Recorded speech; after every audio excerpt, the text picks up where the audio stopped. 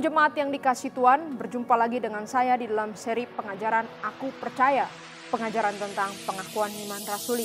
Dan hari ini kita melanjutkan pembahasan kita.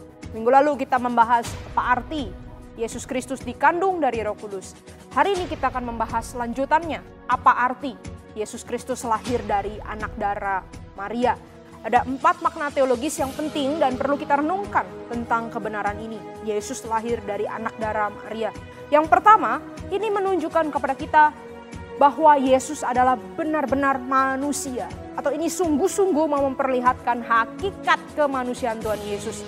Dalam Yohanes pasal 1 ayat yang ke-14, itu dikatakan firman itu atau Yesus itu telah menjadi manusia.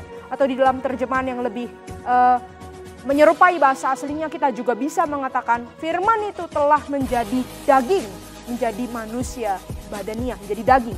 Nah, ini sangat penting untuk kembali melawan ajaran-ajaran gnostik yang beredar di dalam kekristenan mula-mula waktu itu. Kekristenan gnostik, sekali lagi saya sampaikan, percaya bahwa daging adalah jahat dan roh adalah baik. Tuhan tidak akan mungkin membuat segala sesuatu yang daging atau material. Tuhan itu cuman roh yang tidak kelihatan. Nah, tetapi ketika mau mengatakan firman itu, roh itu, atau Yesus itu, Allah itu menjadi daging. Nah, di sini kekristenan mematahkan ajaran sesat gnostik.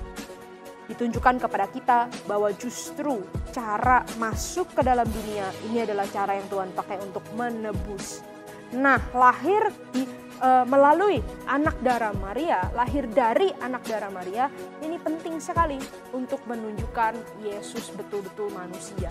Kelahiran Yesus adalah kelahiran yang normal seperti manusia biasa. Lahir dari persalinan seorang wanita, bukan dibelah dari batu atau dari ketimun seperti cerita-cerita rakyat pada umumnya. Bukan juga jatuh dari langit, tetapi Yesus dilahirkan dari rahim. Dan ini adalah sebuah proses yang normal. Saat Yesus lahir ke dalam dunia dari rahim perempuan, ini Yesus mau menunjukkan bahwa dia sungguh-sungguh menjadi sama dengan kita manusia yang ditebusnya. Menjadi manusia yang sama dengan kita. Nah, ini adalah makna yang pertama. Makna yang kedua, ya, yang kita perlu pahami di sini juga berkaitan dengan penggenapan janji Allah. Penggenapan janji Allah. Sejak perjanjian lama dari Kejadian 3 ayat 15, Allah itu telah menubuatkan bahwa keturunan perempuan akan mematahkan kutuk setan, kutuk dosa. Dan keturunan perempuan ini adalah Yesus Kristus.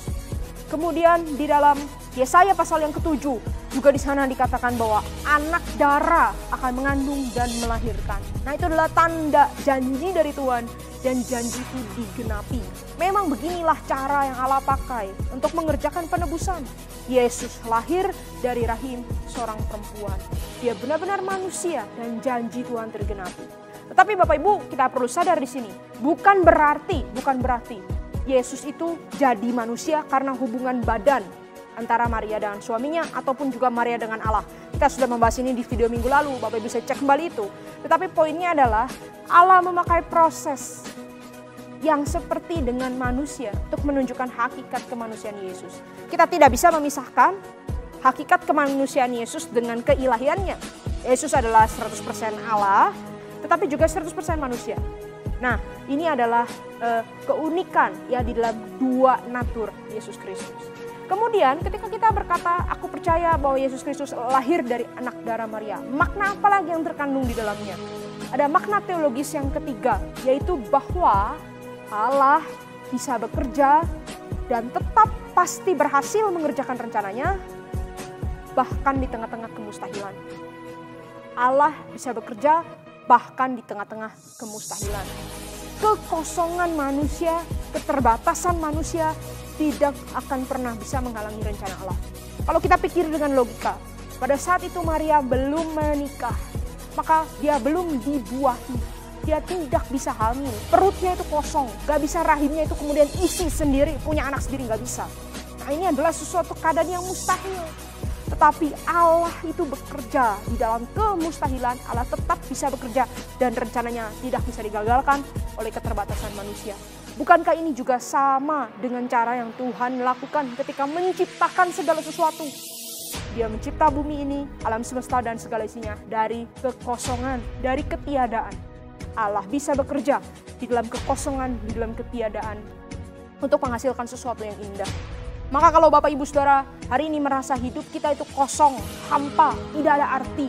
Hidup kita itu begitu terbatas. Mari kita belajar untuk serahkan semua kekosongan kita, kehampaan kita kepada Yesus. Biarlah tangan Allah yang berkuasa mengerjakan sesuatu yang indah itu dari dalam kekosongan dan kehampaan kita. Biarlah Dia mengubah kekosongan dan kehampaan kita menjadi sesuatu yang indah. Dan makna teologis yang terakhir ketika kita berkata bahwa Yesus itu lahir dari anak darah Maria. Nah, ini menunjukkan kepada kita satu peran penting, satu makna penting. Bahwa Tuhan mau pakai manusia untuk bekerja sama mengerjakan rencananya. Maria bukan orang sempurna, Maria bukan orang suci. Maria adalah orang yang terbatas, berdosa, sederhana seperti kita. Maria pada waktu itu juga adalah gadis muda yang mungkin masih belasan tahun, orang desa, tidak punya sesuatu yang bisa dibanggakan. Tapi Tuhan mau pakai Maria untuk mengerjakan rencana penyelamatan. Dan prinsip tersebut masih berlaku sampai hari ini. Tuhan mau pakai hidupmu dan hidupku untuk terlibat di dalam pekerjaan Allah. Tuhan mau pakai gereja kita untuk terlibat di dalam pekerjaan Allah. Menghadirkan kehadiran Kristus, kesaksian Kristus di tengah dunia. Membawa orang-orang kepada Kristus, menghadirkan berita Injil.